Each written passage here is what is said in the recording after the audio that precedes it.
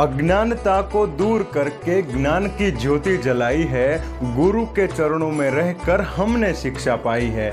गलत राह पर भटके जब हम, गुरु ने ही राह दिखाई है, गुरु ने ही राह दिखाई है। हर साल 5 सितंबर को पूरे भारत में शिक्षक दिन के रूप में मनाया जाता है। ये वो दिन है जब आप उन लोगों के लिए अपना प्यार और सम्मान दर्शाते हैं जिनसे आपको कुछ खास सीखने को मिला। इस दिन आप जिनके लिए अपना प्यार और सम्मान दिखाते हैं उन लोगों में आपके स्कूल टीचर से लेकर आपके कॉलेज के प्रोफेसर तक, आपके ट्रेनर से लेकर आपके कोच तक, कोई भी किसी भी क्षेत्र का हो सकता है।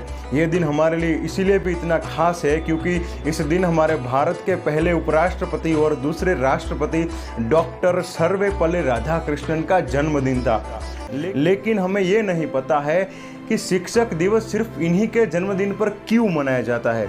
ऐसा तो क्या हुआ था इतिहास में जब से लेके 5 सितंबर को शिक्षक दिवस के रूप में मनाया जाता है। नमस्कार, मैं Jigar Chaudhary, motivational speaker, business coach, स्वागत करता हूं आपका एक और नए वीडियो में। आज के वीडियो में हम बात करने वाले हैं डॉक्टर सर्वपल्ली राधाकृष्णन के बारे में और इस सवाल का जवाब भी ढूंढने गए कि सिर्फ इन्हीं के जन्मदिन पर शिक्षक दिन क्यों मनाया जाता है। चलिए शुरू करते हैं। डॉक्टर सर्वपल्ली राधाकृष्णन भारतीय शिक्षक और एक महान फिलोसोफर थे।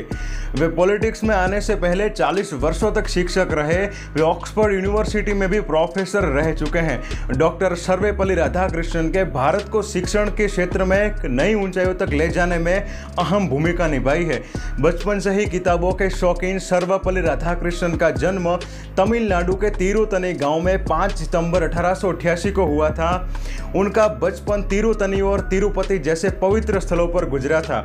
राधाकृष्णन को सर्वपल्ली नाम उनके पूर्वजों से मिला था क्योंकि उनके पूर्वज सर्वपल्ली नाम के गांव में रहा करते थे और वे चाहते थे कि उनके नाम के साथ उनके गांव का नाम भी जुड़ा रहे।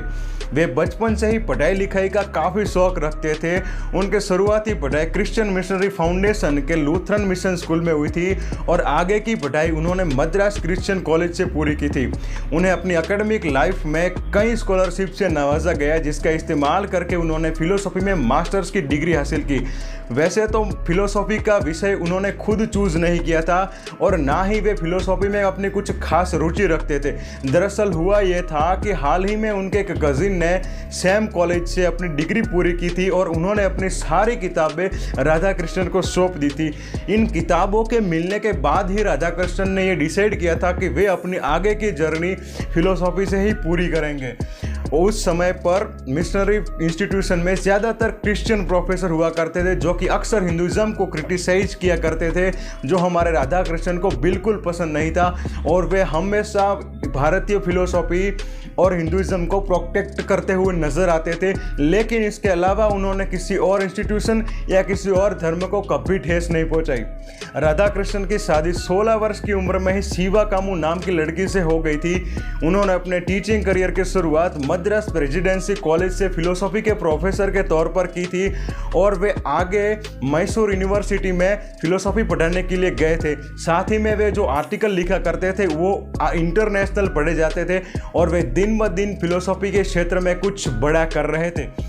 डॉक्टर सर्वपल्ली राधाकृष्णन ने 2 किताबें लिखी थी जिसमें से एक किताब का नाम था the philosophy of Rabindranath Tagore. ये किताब पूर्ण रूप से एक भारतीय विद्यार्थी को दर्शाती है। इनके अलावा उन्हें हार्वर्ड यूनिवर्सिटी और ऑक्सफोर्ड यूनिवर्सिटी से भी कई बार गेस्ट लेक्चर्स देने के लिए इनवाइट किया गया। डॉक्टर राधाकृष्णन पूरी दुनिया को ही एक विद्यालय मानते थे और उनका कहना था कि पढ़ाई के जरिए ही हम अपने दिमाग का सही प्रयोग कर सकते हैं। डॉक्टर राधाकृष्णन ने अपने लेखों और भाषणों के जरिए दुनिया के सामने भारत की फिलोसॉफी को रखने में अहम योगदान दिया है। उनके लेखों को दुनिया भर में पसंद किया जाता था और दुनिया भर में इनकी प्रशंसा की गई। इसके बाद उनका पॉलिटिकल करियर शुरू हुआ जहां पर भी वे हमेशा भारतीय कल्चर और भारतीय स्पिरिट की रक्षा करते हुए नजर आते थे।